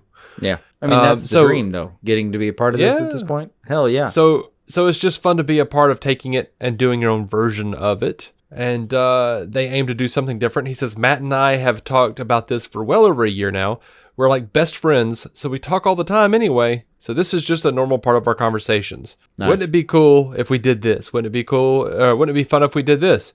Let's take it in this direction, do something different. So what we're trying to do is to take it and do our version of it, the thing that we would want to do, and hopefully this is different from everyone else's. And he said he's always loved looking at the comics, seeing everyone's different take on Batman. He says you get a comic book series, and it would be a whole new take on the character, and that was always fun to do. And I feel like we're part of that whole tapestry at this point. He thought that Pattinson was the right fit for Bruce Wayne from day one. He says he's an amazing actor. He's an incredible actor. And in this business, you get pigeonholed for one thing. And if it goes off well, then that's the only thing you're going to be known for. For someone like him, that's really not a fair assessment. He's an amazing actor who can do pretty much anything. And that's what I'm excited about, to see him in this role doing something different. And when he was asked if he had seen the Pattinson suit, with a laugh and a smile, reportedly, he says, I've seen it. I just love the guy's. I love the guy's spirit. I love the guy's enthusiasm for it. I like the cockiness too. Mm-hmm. I like it. Yep. I may be the only one who's rooting for because it's going to be a kind of a year one story, right? It's an early in Batman's career story. We don't know if it's an actual year one story. Sorry, I just mean year one. The sentiment that he's getting started. I don't mean. It may not be that exact plot. Right. I just mean that he's getting started. Some part of me is just kind of hoping for a couple of wardrobe malfunctions. Mm-hmm. Like, I kind of want him to like have a cape for the first time, and that backfires somehow, and just like young Batman looking at the cape going, "Fuck," just having to deal with it. Yeah. Now, speaking of the costume and everything, J. Scotty St. Clair, our newest patron, by the way, on Twitter, asks us, says Jacqueline Duran won the costume design Oscar for her work on Little Women. Her next project is Matt Reeves' The Batman. Which comic runs and artist designs do you hope she draws the most inspiration from when creating the look and feel of Batman, Riddler, Catwoman, and Penguin? I leave that entirely to you. Oh. As for Batman, I would say probably, let me think. Norm Brayfogle and Lee Bermejo as far as the art and the design work. I like the angles of why I'm leaving it to you. Yeah. I love the angles. I recognize those names. I'd have to look through to well, Lee Bermejo did Damned. Lee Bermejo did Damned. Mm-hmm. Yeah. Okay. Cool. Got that. He also did Luthor. He did Joker. Oh. Yeah. All right. So I know that style. Gotcha. Yep. And Norm Brayfogle, I want to say you have a Norm Brayfogle on your wall. Yeah, I very well might. I wouldn't know if I knew. With Batman in an alley standing in the rain. Oh, I do. Yeah. Yep, that's a Brayfogle. So yeah. Oh yeah. Detectives 587 from June of '88. Yep, got that on the wall. Yeah. I'm a big Brayfogle fan. I really like a lot of his angles. It kind of reminds me of Spawn, the way the cape goes. It just keeps going, and there's endless tears to it. Yeah. Though I probably wouldn't go so far as to say Kelly Jones, but it would be interesting, I think, if they did different designs throughout the movie and showed it from different bad guys' perspectives. Mm-hmm. Like when you meet Batman in the alley, like maybe all of a sudden he has like 5-foot long ears and looks like the Max so Batman? Muscular. Yeah, like the Max Batman, like Sam Keith. Kelly Jones, whatever. There's a name And I know. Yeah.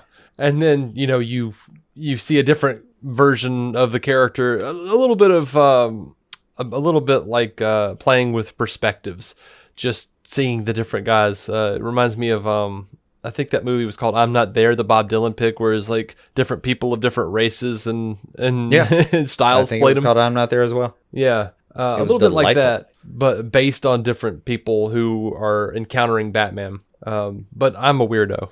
It would probably be too cowardly to do it if I actually had a Batman movie to make myself. Honestly, I could swear we've talked about this at least conceptually at times. Like, I think that was what Ayer wanted to do a little bit. Maybe. Those encounters with him, like with Batman being this big bad to them. Right. I think there was some instinct like that. Yeah. Now, Riddler, Catwoman, and Penguin. Penguin, I'm going to go one of two directions. One, the more classic New Adventures of Batman take, where he's just sort of in a tux and he's running the Iceberg Lounge. Yeah. Or I just want him dapper. I would actually, I want some, like a dapper, an actual, like, classy, like, expensive version of Badger from Firefly. Yes, exactly that. Yeah, so... But with a little more guile. Yeah, sure. Like Badger from Firefly, his character in particular, like, he's got the nice quip about the wheel keeps turning and all that. But that only matters to the people on the rim and everything. But you always get the sense that he's a bit of a huckster. I would like to see, and I think there's an opportunity here for a version of like a calm, collected, I know what cards I'm holding, and you don't have anything like this, kind of dapper, because he chooses to be. Yeah. Because that's the environment that he wants to put on, because that's what he's comfortable with, you know? Yeah. As for Catwoman, I think I'm going to go with the Darwin Cook Catwoman that has the goggles and is more of a functional cat suit as opposed to just skin tight bullshit. Yeah. And for Riddler, I got to go 92 Bruce Timm. Like the original Batman animated series, he's got the suit, he's got the mask, he's got the little cane. It's a good one. Yeah, kind of grounded, but yeah, I think that's what I would do. Have you seen the most recent Riddler in the books? Is that the one with the sideburns and? Oh, no, that's the one from the War of Jokes and Riddles. Yeah, well, that was like year zero That was a couple year years and, ago, though. 0 year and War of Jokes and Riddles. Yeah. Mm-hmm. Yeah, that was from 0 year too. Yeah, that was a couple of years ago. Just a quick sidebar. The Riddler in the War of Jokes and Riddles kind of lost in a way. Of course. The Joker kind of also lost, but not fully. And Batman definitely didn't win, but did. Okay. That's how I recall it. It went into it's part of the Tom King run, and just the current Riddler. Like if I showed you a picture of this guy, you'd be like, "Fuck, just go fuck yourself." Okay. Now I kind of really want to see it. I think I know your sensibilities a little bit, and enough that I think if I sent you this picture, you would tell me that. Send me the picture. No, We've built it up. I got to know now. All right, well, buy some time. I'll find you the picture. What is it from? No, that's not true. All right, look up Batman 87. Batman Riddler. 87. Riddler. I mean, I braved Venom Riddler from Nightfall, for God's sake. I should be able to figure. No. I tolerated the, return to Frank Gorshin Riddler from the new Batman Adventures. I mean. Yeah. And a bit of it in Tim Sell's version. Does he have scoliosis? What's happening? So you see it. You want the backstory real quick? Just real quick. Okay. This is a Riddler who, to some extent, lost the war, retreated, put himself in a confined box, and has been eating minimally for months, and has taken like what the book calls military level. I'm paraphrasing. Military level amphetamine enhancements. Is the And point that has- his spine be shaped like a question mark? Yes. And, by the way, and has Riddlerized those, where he apparently took that dose and said, yeah, but we could do this, and upped the dose of that. By the way, and once you point out his spine, there's a Christopher Titus joke about how popes eventually get so old they become an apope. How's he put it? An apostrophe? Oh, that's funny. Yeah, that's pretty good. Yeah. Yeah. All right. So this Riddler has confined himself to this room, done nothing but fucking amphetamines for a better part of a year at least, and has installed security devices on everything that has a pulse in the entire everything that has electricity to it, like every light switch, every walk sign, everything he could put on. And he's just been sitting there, like, in this world, he's been sitting there finding the equation, I guess he'd put it, of what's happening next in Gotham. And he actually does find it, even though he looks like a meth head version of Riddler. He does. Like, this is meth head Riddler. Yeah, I'm not against it necessarily. It's a surprising take, but It's a surprising take. What do you do to make Riddler interesting? I don't know either. I mean, in story it makes sense because he's in this version. He's basically turned himself into a supercomputer where he's just like digesting every car that goes through every traffic light, every person who makes a transaction in a bank. I mean, he's like, you remember in the Arkham games where there's like the Riddler clues where he has blackmail on every person in the city? Right. This is who he would have to be to make that happen because there's no fucking way he could do it any other way.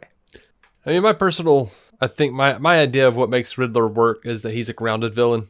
And he's just maybe one of the smartest men alive, maybe the 4th or 5th on that list, but is just incredibly handicapped by his ego. Own strange, well, not even his ego so much as his own strange predilection towards making everything into a damn riddle. Like, if he didn't have to, like, acquiesce to that impulse, he probably would actually be a formidable foe. They tie that into what's happening right now in Batman. Well, that's cool. All right, the premise of what is happening in Batman post Tom King. Let me find the art, the writer at least. Writer and artist, because fuck it, why not? Oh, sorry, it's Tinian the Fourth. I knew that. Right. The new story is that there's a shell game to take Batman down.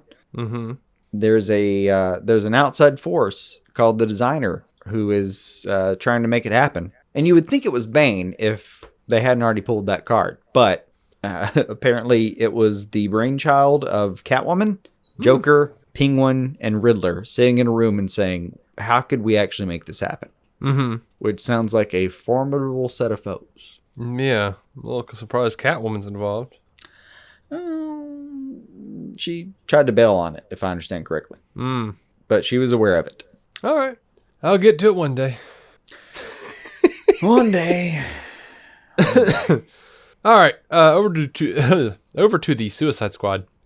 Margot Robbie says the Suicide Squad is rooted in the source material. She says, I can tell you that it's going to be incredible. And again, it's just interesting to see what a different filmmaker makes of Gotham and these characters and Harley, really. I'm fascinated by what James Gunn finds interesting in her compared to what Cathy Yan finds interesting compared to what David Ayer found interesting about her.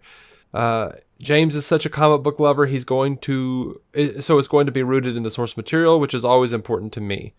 You get to see the other side of Harley. It's interesting. You keep getting to meet her at different points in her life, as if a couple of years have gone by. Of course, the films aren't directly connected, but as an actor, I can map it out in a chronological sense. So it's fun to see, okay, what was she like a couple of years ago when she was with Mr. J? What is she like now, after they've broken up? And what is she going to be like in another couple of years' time? I love seeing her at these different stages of her life. So get ready for soon to be renamed DC Project. Starring Margot Robbie and directed by James Gunn. Be called Harley Quinn, the Suicide Squad. Right. And over to some quick Batgirl stuff. There's been a lot of folderol, a lot of rumor about Booksmart star Caitlin Dever playing Barbara Gordon. And in a recent interview with Variety, on the actual Oscars red carpet. She was asked about it. She says, "I'm not going to deny anything because I would be down." That's all I'm saying. Just throwing it out there. If it happens, it happens. I'd be down for that. I'm good. I saw Booksmart. It was kind of a weird movie. It wasn't really my thing necessarily, but she was good in it. I didn't see it, but yeah, I'll roll with you. Yeah. All right. Let's see. Wobbly Boots 85, our good buddy Nathan. Before we go to break, real quick, and then head over to television. Nathan wants to know, if you are possessed by Dead Man, is there a possibility you could get him out with a hearty fart? I would say only if you're John Constantine. What do you think? I'm going to go with a serious yes. Okay. So just Only make sure you because- eat a bag of crystals before you get possessed by Dead Man. Only because of Little Taco Bell. the recent Damned series. I haven't read this anywhere else. But it was I don't know. It was a way they used him in the recent Damned series. Mm-hmm. He couldn't go into a body too long because he would poison that body. Right. In that sense, like it genuinely made it seem like it was like getting food poisoning to have him in you. Mm-hmm. Like, I think he got into a dog for half a second and just kind of threw up all over the place. All right. So it seems absurd, but I'm pretty sure that that's actually not too far from the case. God, leave it to you to give a serious answer to that question. I may be entirely wrong. I mean, I don't know. I don't think I am. Short of that, I would say no, come on. We can do better. But yeah, with this, maybe. Uh-huh. Just fucking maybe. I can't do better. I'm lowbrow all the way. All right, we'll be right back. We're heading off to break for just a second. Are you struggling to conceive? You have options, and at Piedmont Reproductive Endocrinology Group, we'll make sure you have the guidance and support you need. PREG is known for individualized fertility care that's unique to every patient. We take the time to provide a reassuring and empowering experience because we believe that you deserve nothing less. Let us help you on your journey to parenthood. Visit us at pregonline.com to learn more. Get the guidance and support you need at Piedmont Reproductive Endocrinology Group. Alrighty. We're about to get down on a little bit of TV news before we sign off. First, though, a really tough question from Chris Balga on the World's Finest True Believers podcast. Sends us this one. If you were given the opportunity to choose any DC property, not Wonder Woman, Superman, or Batman to write, showrun, and or direct, what would it be? Would it be a movie or TV streaming show? What is your pitch? God, that's... I almost wrote him back to say we'll tackle this on another episode because damn. That's so much fun to answer. You want to go first? I think I think we somewhat tackled this a little bit in DC movies we'd like to see. I think that's called. Yeah, DC films we want to see. With we did a crossover with FE-Op of Stealing the Remote. It was a fantastic episode. Episode 425. We talked a lot about this. But I think at this point, if someone gave me the reins of doing anything, I would do a 1940s retro futuristic Adam Strange show. Everything would look like it was out of Fleischer or Flash Gordon or something, like the old Flash Gordon. And it would probably be 8 to 10 episodes I would pitch, and there would be a mystery around it. And there would be... the guy, I can never remember his damn name. The guy that developed the Zeta Beam. Oh, I can't remember the other. We'd have like real. There would be like a real possibility that he was a bad guy. I can't remember it either. Yeah, but I'd leave it ambiguous. Sardath. Sounds good. Yeah, it's Sardath. It fits. I've only run across it a few times. We'd have like a mystery going where Sardath was under suspicion first to us, the audience, and then later to Adam. And of course, he's got to, make his Sardath's daughter see that, something's down with her dad, something's wrong, which causes all manner of problems between the two of them. And and that's his boo, so that's going to be a problem. But then it would actually be like whether or not Sardath was bad, it would eventually lead to the Ron Thanagarian War. You have to get there eventually. Yeah, I mean you'd No matter have how you to. do this. You'd have to, but I wouldn't want it to look. I would want all of the technology to be like toggle switches. I want it to look like it came straight out of the 40s and 50s, man. Like there's no holographic displays. The starships look, almost ridiculous in how much, but do it with good special effects. Like just do like Sky Captain of the World of Tomorrow type of like almost a steampunk type of thing. But yeah, that's what I would do. That's what I would do if someone just and gave me the reins to do anything. I mean, the reins to do anything would be, God, it's a lot. I'm just going to name the first two things that occur to me because so many things might occur to me. Like, in a way, I would like to answer this question all the time because I kind of do that in my head all the time anyway, so why not? One, Booster Gold. Yeah, that would be my my answer if you and I were working together on it. We would do Blue Beetle and Booster Gold. I mean, yeah, we would. That would be a fun buddy comedy to write. I think there's just a lot you can do, and the premise really doesn't have any stop to it. You can fit it wherever. You can fit it into whatever universe you want to fit it into. I mean, no matter where you do it, Booster is somebody who was already in the future and just comes back. And he, depending on your vision of how time works, he kind of, to the point that he comes back, can't fuck it up. Because there's always a solution for how he fucked that up such that he became the same person he was so that he came back later. Does that make sense? Or you can do the multiversal thing where you're like, yeah, whatever. He came back, fucked it up, and split the timelines, and we'll just deal with that later. Right. But everybody he interacts with, fantastic. Also, the idea that he's just some dude whose like brightest days were in high school and he never quite surpassed them. That sounds like a lot of fun to write in a certain way. Absolutely. Sorry, I'm gonna go for a second here because I'm torn. Kyle Rayner. Oh yeah. I just have always wanted a Kyle Rayner. And I think if you had the budget to do it as a movie, it'd be a lot of fun.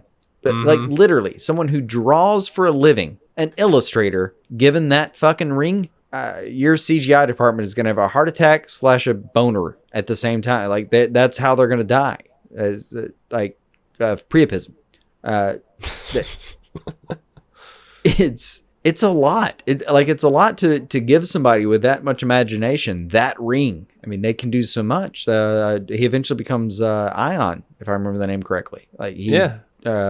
He's the equivalent of only Parallax. Like he at one point, Kyle Rayner is one of the most powerful people in the entire universe, barring none.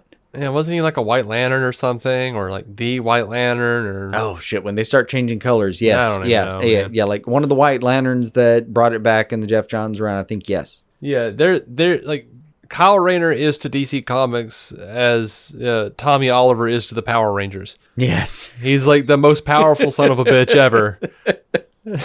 In the right circumstances, he is something the fuck else. In normal circumstances, though, he's just like he reminds me of how many people did you meet in college that were just some dude who draws a lot and really wants to make a living and doesn't really know how to make that work. It was just me.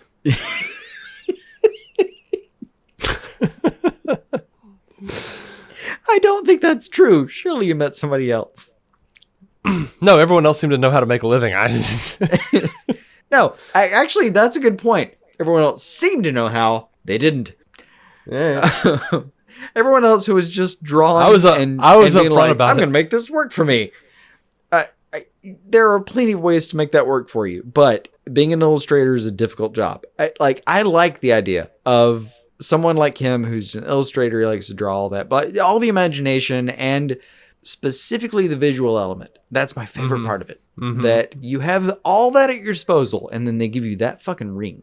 Oh my God, the possibilities. Yeah. The possibilities. I mean, it would be different. Like if you're sitting there facing a squadron of 1,000 people and it's just you, like your gut might be like, go to a Gatling gun. We're going to mow them all down. And then for him, it might be like, here's a bird of 7,000 feathers and they all disperse at once. Whatever the fuck. It's a fucking power ring. It all hits the same. You just imagine it differently. That to me is very exciting. Like, I would love to have the reins on just what he could do for a second. Just for a fucking second. Yeah. I'd be happy to see it. He is potentially one of the most powerful people in that universe. Agreed. That'd be cool. I'd also love to do a Firestorm, but, I've always thought that Firestorm had the Ronnie Raymond Firestorm or Jason Rush. I loved the solo Jason Rush that Damian Scott drew. That solo run was fantastic. And I'd probably want to do a Passing of the Guard at some point, but I'd want to start with Ronnie Raymond. But I loved Firestorm and just thought that he was the DC equivalent of Spider-Man for a long time, many years. And just I thought it was, Spider-Man always had that big floating Uncle Ben head above his head, they always going like, with great power, comes great responsibility. But in the comics, like, Ronnie Raymond also had like Professor Stein's giant floating head going, what are you doing, Ronald?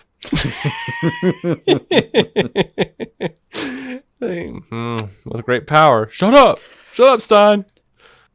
I kind of like that though, because it was more, I don't know, it was more instructive than before. Like some memory of with great power and so on. And then you get to Stein, who's like, what are you doing, Ronald?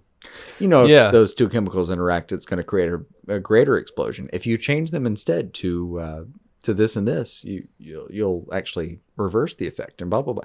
That's useful. Yeah. That is some useful shit. Yeah. Yeah. I like the idea of basically Peter Parker not being able to get rid of Uncle Ben in his head.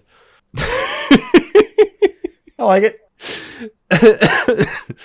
Yeah. It would not be very, very much like the Legends version. It would, but I would like to do Firestorm too. Anyway, I'm going to move on to actual news here. I'll also put in the show notes the link to that episode we did with SEO-optimized where we talked a whole bunch of other DC movies and stuff we'd like to see. We're getting something special though. Crisis on Infinite Earths.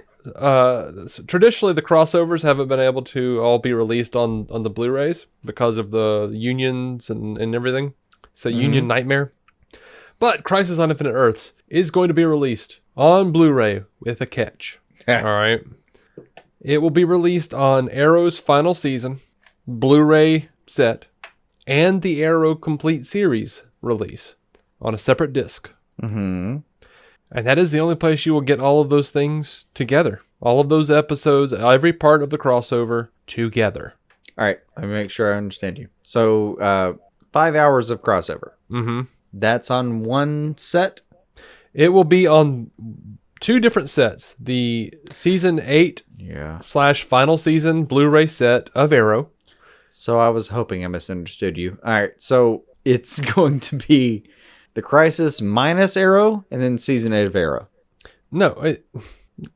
In its entirety, every part of the Crisis on Infinite Earths crossover will only be available on the Arrow final season Blu-ray set or the Arrow Complete Series Blu-ray set. Not the DVDs, but the Blu-rays. But even streaming, all the episodes will be available on Netflix, except for the Batwoman episode, which will be on HBO Max. So the only place to get them all together is going to be either the Arrow final season Blu-ray set or the Arrow Complete Series set Blu-ray. Yeah, I hoped I was mishearing you, and then when I heard you again, it was worse than I thought I was mishearing you. Yeah, sorry. That's ridiculous. So, bottom line is, right now, while it's available, just go watch it on CW while it's all still sitting there on the site. If it is, yeah. It is, at the moment. Okay. I don't know if you need to rip it. I don't know what you need to do. But, I mean, I'm going to buy this. I'm going to wind up getting the Blu-rays anyway. Apparently, you have to rip it. It's fucking ridiculous. You can't get that separate, but I think that'll change over time. All right.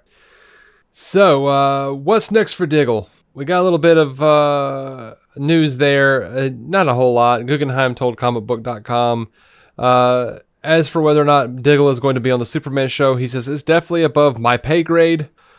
Insofar as I am not running Superman. I will say that David, Greg, and I have had discussions about all things Diggle and David post-Arrow in terms of his involvement both in front and behind the camera. We have a lot of ideas that we are very excited about, but I always try to avoid commenting on shows I don't run. I mean, that's fair. So I'm just happy David Ramsey is being thought of. They have plans for the guy. Yeah. This was really exciting, and I don't know, we didn't talk about it, and I didn't even, I saw it and it didn't register with me. Mm-hmm. You remember in the Arrow series finale when Roy proposes to Thea on that rooftop? Mm-hmm. Do you remember a billboard in the background? Nope. There was a billboard in the background that said Van Wayne Enterprises. Sweet. Van Wayne is Bruce's younger cousin. Mm-hmm. From Powerless. Mm-hmm. That NBC sitcom that didn't last very long. So Guggenheim says, when we have to cover something up or have a billboard or something, we've conditioned the art department to recognize it as an Easter egg opportunity. And they'll contact us and say, listen, we're putting up a billboard here. What Easter egg do you want to put in the billboard? And we got that phone call, and by that point I was done with Crisis and Easter egged out. So in terms of the amount of approvals... I like Easter egged out. Yeah. In terms of the amount of approvals and everything else I need to do in order to get these Easter eggs in. So I basically just cried mercy, and I just called up Dan Evans at DC and said, okay, Easter egg opportunity. Give me a pitch. Because I was just like, anything that Dan pitches, I know is by virtue of him pitching it already approved. I'm like, that's great. And that was his idea. I love the show Powerless, and that was one of the shows that we couldn't get into the crossover. So I was like, great, let's do that. So the final episode of Arrow, I guess, confirms that the Powerless universe got folded into Earth Prime. That's fantastic.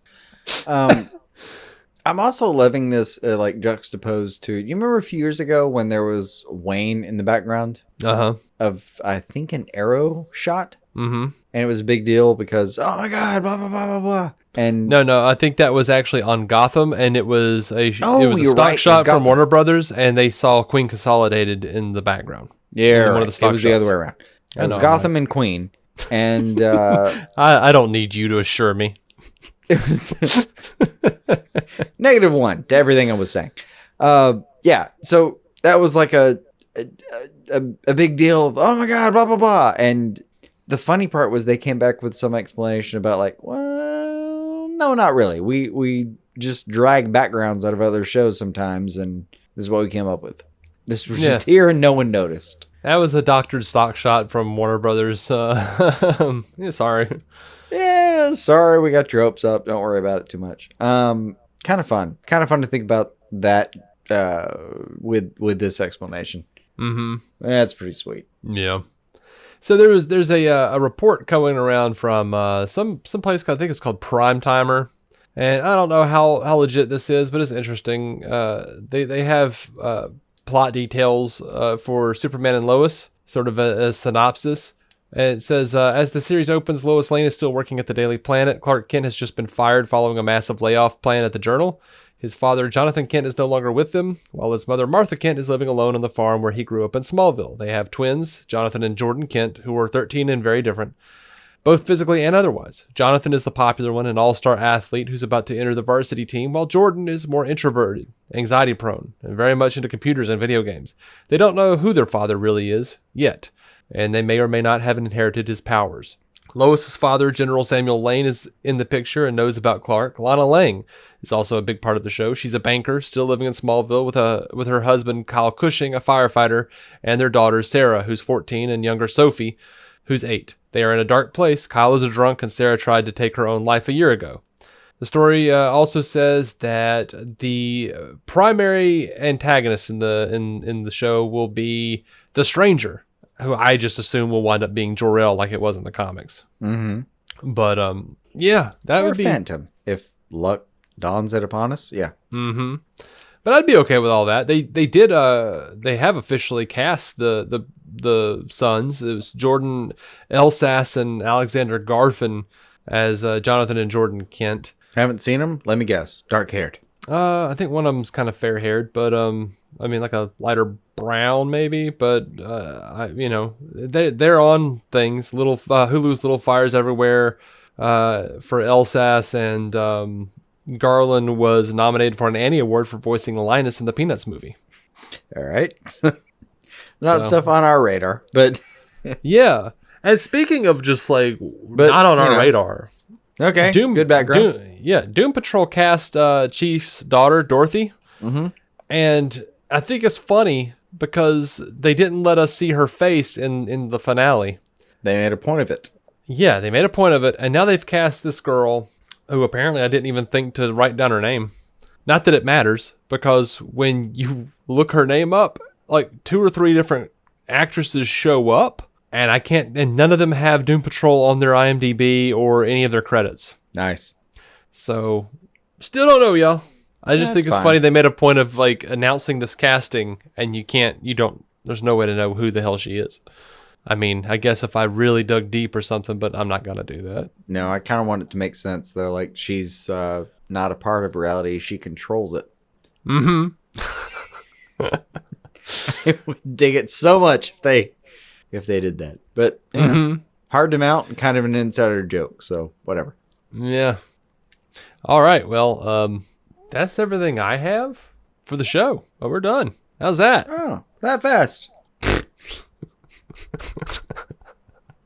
Yep, that fast. That fast, Jason. I don't mean to extend an otherwise brief episode. Mm-hmm. We take the least amount of news and turn it into a big old thing. And in case you're a fan, it's the only reason I mention it. If you're a fan of Gail Simone. Yeah, I forgot to mention that. Go ahead and say it. You brought it to my attention. It was a couple hours ago on Twitter. Whenever this is released, it's 9:00 on the 10th of February. So a couple hours ago, someone asked her on Twitter. I can find the actual words. They're abbreviated and terrible, but I can find the actual words. I got you. Someone asked have you been called to to be involved in Green Arrow and the Canaries? And Gail Simone replied, "Not yet, but we've talked about it." Talked a bit, yeah. I talked a bit. Mm-hmm. That's exciting.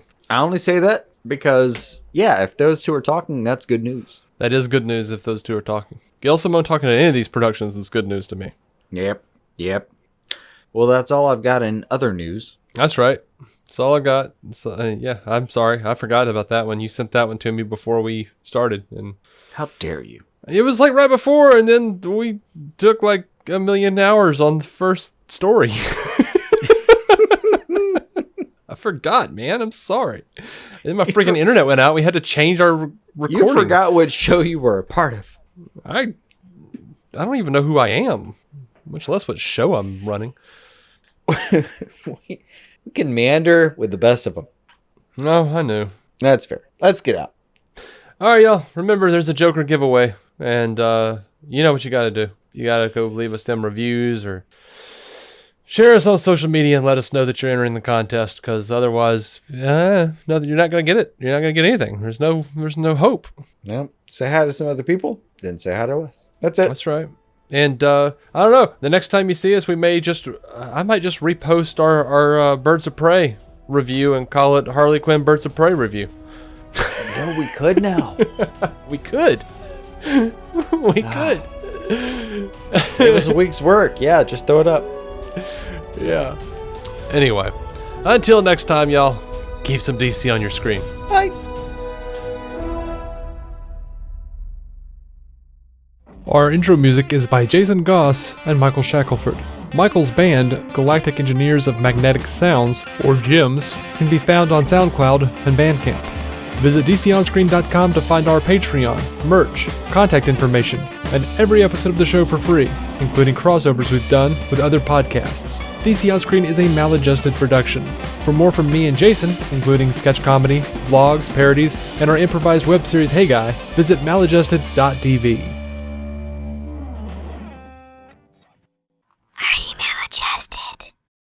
Are you struggling to conceive? You have options, and at Piedmont Reproductive Endocrinology Group, we'll make sure you have the guidance and support you need. Preg is known for individualized fertility care that's unique to every patient. We take the time to provide a reassuring and empowering experience because we believe that you deserve nothing less. Let us help you on your journey to parenthood. Visit us at pregonline.com to learn more. Get the guidance and support you need at Piedmont Reproductive Endocrinology Group.